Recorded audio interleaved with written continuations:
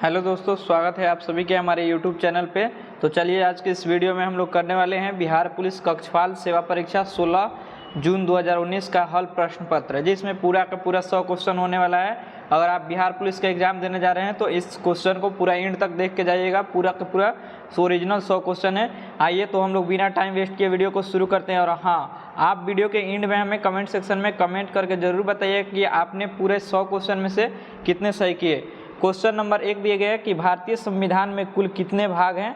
तो भारतीय संविधान के अंतर्गत कुल 22 भाग हैं।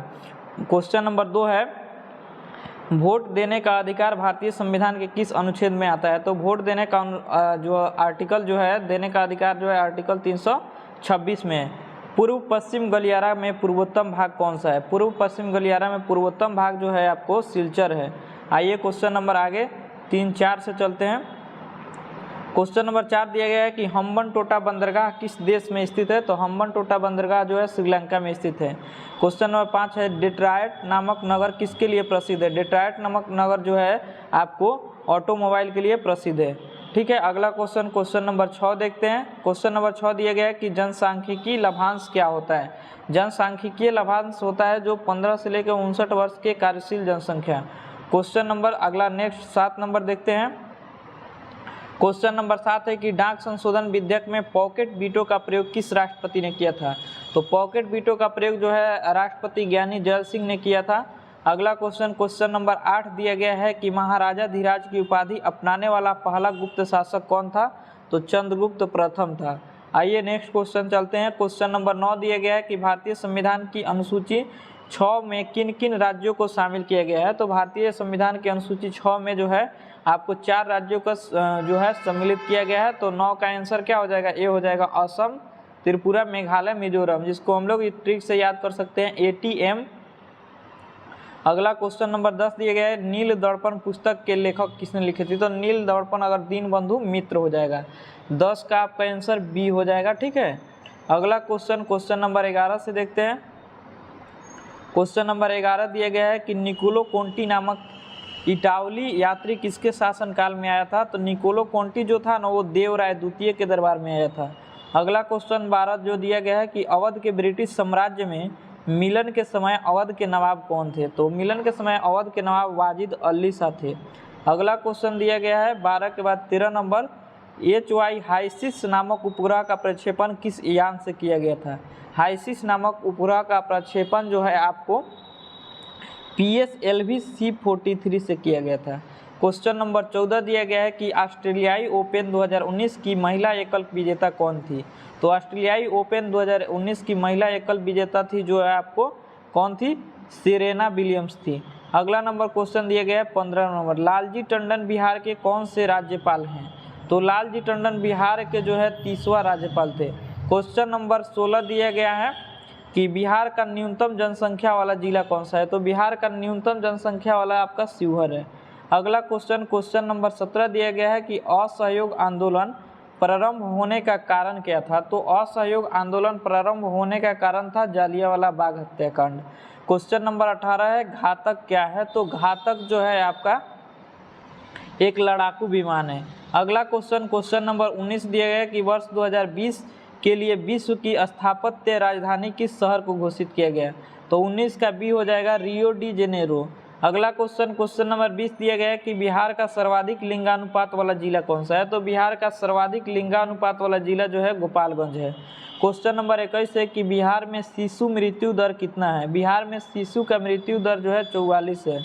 अगला क्वेश्चन नंबर 22 से देखते हैं। क्वेश्चन नंबर 22 दिया गया है कि बिहार के कितने प्रतिशत भूभाग पर अति सघन वन है। तो बिहार के कितने प्रतिशत भूभाग पर अति सघन वन है। तो 0.35। क्वेश्चन नंबर 23 दिया गया है कि रंगराजन कमेटी कब गठित की गई थी। तो रंगराजन कमेटी जो है आपको 2005 में गठित की गई थी। क्वेश्चन नंबर 24 दिया गया है कि बिहार में अंतरजातीय विवाह प्रोत्साहन योजना के तहत कितनी राशि दी जाती है। तो अंतरजातीय विवाह प्रोत्साहन योजना के तहत जो है आपको 1 लाख रुपये दी जाती है बिहार में। क्वेश्चन नंबर जो है 25 दिया गया कि अंतर्राज्यीय परिषद का सदस्य नहीं होता है। तो अंतर्राज्यीय परिषद का सदस्य जो है आपको राज्यपाल नहीं होता है। अगला क्वेश्चन दिया गया क्वेश्चन नंबर 26 कि बिहार धारणीय विकास से संबंधित बोर्ड है। बिहार धारणीय विकास से संबंधित बोर्ड है योजना और विकास विभाग। क्वेश्चन नंबर 27 दिया गया कि 1919 से 1920 में दरभंगा किसान आंदोलन के प्रमुख नेता कौन थे। तो 27 का बी हो जाएगा सहजानंद सरस्वती। अगला क्वेश्चन, क्वेश्चन नंबर 28 दिया गया है कि प्रकाश संश्लेषण किससे होता है। तो प्रकाश संश्लेषण जो है आपको क्लोरोफिल से होता है। अगला नंबर क्वेश्चन दिया गया 29 नंबर, भू स्थिर उपग्रह पृथ्वी से कितनी ऊंचाई पर स्थित होता है। तो भू स्थिर उपग्रह जो है पृथ्वी से आपको 36,000 किलोमीटर की ऊंचाई पर स्थित होता है। क्वेश्चन नंबर 30 दिया गया है कि एक सींग वाला राइनो किस राज्य में पाया जाता है। तो एक सींग वाला राइनो जो है आपको असम में पाया जाता है। भारत का राष्ट्रीय वृक्ष क्या है। तो भारत के राष्ट्रीय वृक्ष की बात की जाएगी तो आपका बरगद हो जाएगा। आइए क्वेश्चन नंबर जो है 32 से देखते हैं, पृथ्वी दिवस कब मनाया जाता है। तो 22 अप्रैल को मनाया जाता है। ग्लोबल वार्मिंग किस गैस से होता है। नेक्स्ट क्वेश्चन में दिए गए तो ग्लोबल वार्मिंग जो होता है CO2 के कारण होता है। आइए नेक्स्ट क्वेश्चन, क्वेश्चन नंबर 34 दिया गया है कि उत्पादक और खाने के क्रम को क्या कहते हैं। उत्पादक और खाने के क्रम को जो है आपको खाद्य श्रृंखला कहते हैं। क्वेश्चन नंबर 35 दिया गया है कि आनुवांशिकता की सबसे छोटी इकाई क्या होती है। तो आनुवांशिकता की सबसे छोटी इकाई जीन होती है, यानी कि 35 नंबर का डी हो जाएगा। अगला क्वेश्चन, क्वेश्चन नंबर 36 दिया गया है कि डीऑक्सीजनित रुधिर शरीर से किस में आता है। तो डीऑक्सीजनित रुधिर जो है शरीर से दायां निलय में आता है। क्वेश्चन नंबर 37 दिया गया है कि प्रारंभिक खाद्य नहीं है। तो प्रारंभिक खाद्य जो है नहीं है, दुग्ध है। आइए क्वेश्चन नंबर जो है 38 दिया गया है कि भारत में प्रत्यावर्ती धारा यानी कि AC का मान क्या होता है। तो भारत में प्रत्यावर्ती धारा का मान 50 हर्ट्ज होता है। अगला क्वेश्चन, क्वेश्चन नंबर जो है 39 दिया गया है कि टिक्का रोग किससे संबंधित है। टिक्का रोग किस में होता है, मूंगफली में होता है टिक्का रोग। ट्राइबेसिक एसिड क्या है। तो ट्राइबेसिक एसिड जो होता है फास्फोरिक अम्ल होता है। अगला क्वेश्चन, क्वेश्चन नंबर 41 दिया गया है कि एस्कॉर्बिक अम्ल किस विटामिन का नाम है। एस्कॉर्बिक अम्ल जो है आपको विटामिन C का नाम है। क्वेश्चन नंबर 42 दिया गया है कि धातु जब अम्ल से अभिक्रिया करता है तो कौन सा गैस उत्पन्न होता है। धातु जब है अम्ल से अभिक्रिया करेगा तो हाइड्रोजन गैस उत्पन्न होगा। क्वेश्चन नंबर 43 दिया गया है कि इलेक्ट्रॉनिक विन्यास 287 वाला अधातु तत्व कौन सा होता है। तो 43 का बी हो जाएगा क्लोरीन। क्वेश्चन नंबर 44 दिया है कि जाइलम का क्या कार्य होता है। 44 नंबर, तो 44 का ये हो जाएगा जल का सम्मोहन। आइए क्वेश्चन नंबर 45 दिया गया है, देखते हैं 45 नंबर से। क्वेश्चन नंबर 45 जो है आपका रासायनिक परिवर्तन नहीं है। तो 45 में पूछा गया रासायनिक परिवर्तन नहीं है, पानी का उबलना जो है रासायनिक परिवर्तन नहीं है। क्वेश्चन नंबर 46 है कि H2SO4 का एटोमिसिटी कितना होता है। तो H2SO4 का एटोमिसिटी होता है आपका 7। क्वेश्चन नंबर आइए नेक्स्ट 47 देखते हैं कि साबुन का सह उत्पाद है। साबुन का सह उत्पाद कौन होता है। तो ग्लिसरॉल होता है। क्वेश्चन नंबर आगे नेक्स्ट 48 नंबर, इनमें से सही कथन को चुने, यानी कि 3 कथन गलत है और 1 कथन क्या है, सही है। तो इसका आंसर क्या हो जाएगा। चलिए, द्रव्यमान हमेशा स्थिर रहता है जबकि भार बदलते रहता है, ये बिल्कुल सही है, ठीक है। आइए, द्रव्यमान हमेशा बदलता है जबकि भार स्थिर रहता है, नहीं ये गलत है, ये भी गलत है और ये भी गलत है, यानी कि आंसर हमारा क्या हो जाएगा, ये हो जाएगा। आइए क्वेश्चन नंबर 49 दिया गया है कि गिलास में पानी पर बर्फ तैर रहा है, यदि बर्फ पिघल जाए तो आयतन पर क्या प्रभाव पड़ेगा। यदि बर्फ पिघल जाए तो आयतन पर जो है आयतन वहीं रहेगा, आयतन पे कोई प्रभाव नहीं पड़ने वाला है। क्वेश्चन नंबर 50 दिया गया है कि मध्य कर्ण में इनमें से कौन सा हड्डी नहीं पाया जाता है। तो मध्य कर्ण में इनमें से जो है आपको हैमेट नहीं पाया जाता है। क्वेश्चन नंबर 51 दिया गया है कि पृथ्वी पर किसी वस्तु का पलायन वेग चंद्रमा पर उस वस्तु के पलायन वेग से क्या होता है। तो 51 का बी होता है अधिक। क्वेश्चन नंबर 52 दिया गया है कि 18 कैरेट सोने में सोना का प्रतिशत क्या होता है। 18 कैरेट में, तो 52 का डी हो जाएगा 75%। क्वेश्चन नंबर 53 दिया गया है कि लोहे का गैल्वेनीकरण में कौन सी धातु प्रयुक्त होती है। तो 53 का सी हो जाएगा Zn। क्वेश्चन नंबर 54 दिया गया है, सबसे पहले किस जीव को अंतरिक्ष में भेजा गया था। तो कुत्ता को भेजा गया था। क्वेश्चन नंबर 55 दिया गया है, ध्वनि तरंग नहीं चल सकती है, निर्वात में नहीं चल सकती है। आइए क्वेश्चन नंबर हम लोग 56 को देखते हैं, थोड़ा सा वेट कीजिएगा।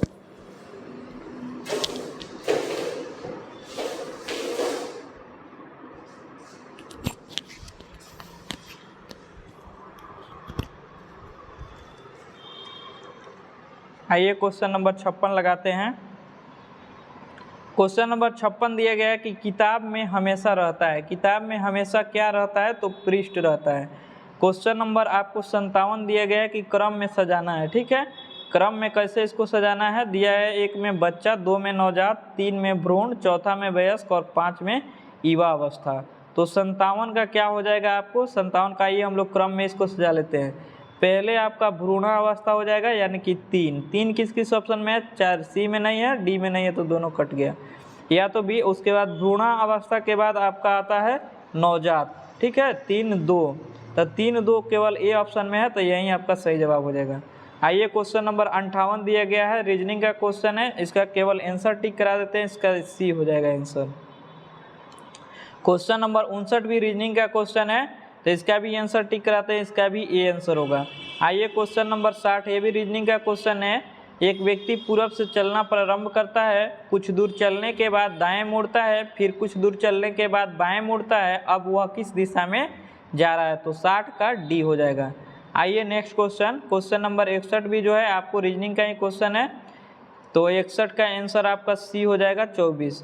क्वेश्चन नंबर 62 देखते हैं, ये भी रीजनिंग का ही प्रश्न है। क्वेश्चन नंबर 62 का भी आंसर डी हो जाएगा। आइए नेक्स्ट क्वेश्चन 63 नंबर, ये भी रीजनिंग का ही क्वेश्चन है, इसका भी केवल आंसर टिक करा देते हैं, तो 63 का सी हो जाएगा। आइए नेक्स्ट क्वेश्चन, क्वेश्चन नंबर 64 जो है आप एक बार देख लीजिए कि एक पैटर्न के साथ एक चौकोर पारदर्शी कागज पत्रक दिया गया है। जब पारदर्शी कागज पत्रक को बिंदुकित रेखा पर मोड़ा जाता है तो पैटर्न कैसा दिखाई देगा? ये प्रश्न आकृति है, उत्तर आकृति आपको नेक्स्ट पेज में मिलेगा। ये है उत्तर आकृति, तो 64 का आंसर आपका सी हो जाएगा। ठीक है, अगला क्वेश्चन, क्वेश्चन नंबर 65 देखते हैं। 65 का क्या होगा? ये भी रीजनिंग है, केवल आंसर इसका टिक करा देंगे, 65 का डी हो जाएगा। क्वेश्चन नंबर 66 का भी क्या हो जाएगा? 66 का ए हो जाएगा। अगला क्वेश्चन नंबर 67 देखते हैं। 67 मैथ का क्वेश्चन, इसका भी आंसर टिक कराएंगे, सी हो जाएगा। क्वेश्चन नंबर 68 का बी हो जाएगा। आइए नेक्स्ट क्वेश्चन, क्वेश्चन नंबर 69 दिया गया है, इसका भी आंसर केवल टिक कराएंगे, तो 69 का सी हो जाएगा। क्वेश्चन नंबर 70 दिया गया, इसका भी आंसर बी हो जाएगा। आइए क्वेश्चन नंबर 71, एक शहर की जनसंख्या इतना है, तो क्या हो जाएगा? 71 नंबर का आंसर जो है आपको डी हो जाएगा। आइए नेक्स्ट क्वेश्चन 72 से 73 पाई चार्ट पर आधारित है, तो आइए चलिए क्वेश्चन नंबर जो है आपको 72 और 73 जो है पाई चार्ट पे आधारित है, तो 72 का बी हो जाएगा। क्वेश्चन नंबर 73 का आंसर ए हो जाएगा। 74 का आंसर भी क्या हो जाएगा? ए हो जाएगा। क्वेश्चन नंबर 75 भी देख लेते हैं। चलिए क्वेश्चन नंबर 75 दिया गया कि एक 400 ग्राम मिश्रण में 30% जस्ता, 45% लोहा तथा शेष तांबा है, तो 400 ग्राम मिश्रण में तांबा कितना ग्राम का होगा? यानी कि 75 का भी आंसर क्या हो जाएगा? बी हो जाएगा। ये भी मैथ का ही प्रश्न है। क्वेश्चन नंबर 76, ये भी मैथ का प्रश्न है, इसका केवल आंसर टिक कराते हैं, 76 का ए हो जाएगा। क्वेश्चन नंबर 77 भी मैथ का ही प्रश्न है, इसका आंसर सी हो जाएगा। आइए नेक्स्ट क्वेश्चन, क्वेश्चन नंबर 78 से 80 तक, ये भी मैथ का ही, केवल आप लोग देख लीजिए, इसका आंसर टिक करा देते हैं। 78 नंबर क्वेश्चन का आंसर डी हो जाएगा। क्वेश्चन नंबर 79 का आंसर सी हो जाएगा। क्वेश्चन नंबर 80 देखते हैं, 80 का आंसर आपका क्या हो जाएगा? 80 नंबर का भी डी हो जाएगा। क्वेश्चन नंबर 81 देखते हैं। क्वेश्चन नंबर 81 दिया गया है कि महोत्सव का अर्थ क्या होता है? महान हो जो उत्सव हम लोग क्या बोलेंगे? महोत्सव बोलेंगे, यानी कि ये आंसर बिल्कुल सही जवाब हुआ। क्वेश्चन नंबर 82 दिया गया है कि आप कौन सा सर्वनाम है? आप में कौन सा सर्वनाम है? तो निजवाचक सर्वनाम। क्वेश्चन नंबर 83 दिया गया, कंठ से निकलने वाली ध्वनि कौन सी है? तो कंठ से निकलने वाली क से क ख होता है। अगला क्वेश्चन, क्वेश्चन नंबर 84, कौन समूहवाचक संज्ञा जो है नहीं है? तो समूहवाचक संज्ञा झरना नहीं है। क्वेश्चन नंबर 85 का सी हो जाएगा, ची। तो ची का कौन सा प्रत्यय है? प्रत्यय इंड में लगता है और उपसर्ग जो है पहले लगता है। क्वेश्चन नंबर 86 दिया है कि सब्यसाची किसका पर्यायवाची शब्द है? सब्यसाची जो है आपको अर्जुन का पर्यायवाची शब्द है। 87 नंबर, आह्वान का विपरीत तार्थक शब्द क्या होगा? आह्वान का विपरीत तार्थक शब्द विसर्जन होगा। क्वेश्चन नंबर 88 दिया है कि सूरज को दीपक दिखाना मुहावरे का अर्थ क्या होगा? तो 88 का ए हो जाएगा, प्रसिद्ध व्यक्ति का परिचय देना। क्वेश्चन नंबर 89, महाऋषि का संधि विग्रह करेंगे, तो महान हो जो ऋषि, यानी कि आपको 89 नंबर का क्या हो जाएगा, बी हो जाएगा, महाजोड़ ऋषि। क्वेश्चन नंबर 90 दिया गया है कि द्विज इनमें से किसका पर्यायवाची शब्द नहीं है, तो 90 का बी हो जाएगा बादल। आइए नेक्स्ट क्वेश्चन 91 नंबर दिया गया है कि आतताई का क्या अर्थ होता है, तो आतताई का अर्थ होता है जो अत्याचार करता हो। क्वेश्चन नंबर 92 दिया गया इनमें से किस समूह में सभी शब्द शुद्ध है, मतलब सभी शब्द शुद्ध लिखा गया है, तो बी नंबर, प्रकृति, पुनर्जन्म, भर्त्सना और बलिष्ठ। नेक्स्ट क्वेश्चन नंबर 93 दिया गया है, जो पढ़ेगा वह पास होगा में कौन सा विशेषण है, जो पढ़ेगा वह पास होगा उसमें सर्वनामिक विशेषण है। अगला क्वेश्चन नंबर 94 दिया गया कि इनमें से कौन सा वाक्य जो है शुद्ध नहीं है, यानी कि 94 नंबर का ये विष्णु के अनेकों नाम नहीं, विष्णु के अनेक नाम है। क्वेश्चन नंबर जो है 95, द्वंद्व समास का उदाहरण कौन सा है, द्वंद्व समास का उदाहरण जो है आपका ये नंबर हो जाएगा दिनहीन। अगला क्वेश्चन नंबर 96 दिया, आसमान टूटा पड़ना का क्या अर्थ होता है, तो 96 का 20 मुसीबत आना। अगला क्वेश्चन नंबर 97, इनमें से शुद्ध वर्तनी वाला शब्द कौन सा है, तो शुद्ध वर्तनी वाला शब्द जो हो जाएगा सी नंबर हो जाएगा, रचयिता। अगला क्वेश्चन 98 दिया गया है कि इसमें समास का विलोम क्या हो जाएगा, तो समास का विलोम जो हो जाएगा व्यास हो जाएगा। अगला क्वेश्चन नंबर 99, परिमाप का उपसर्ग क्या होता है, परिमाप में उपसर्ग परि, प क्या हो जाएगा, 99 का ए हो जाएगा परि। अगला क्वेश्चन नंबर 100 दिया गया है, बादल का तत्सम रूप वारिद होता है।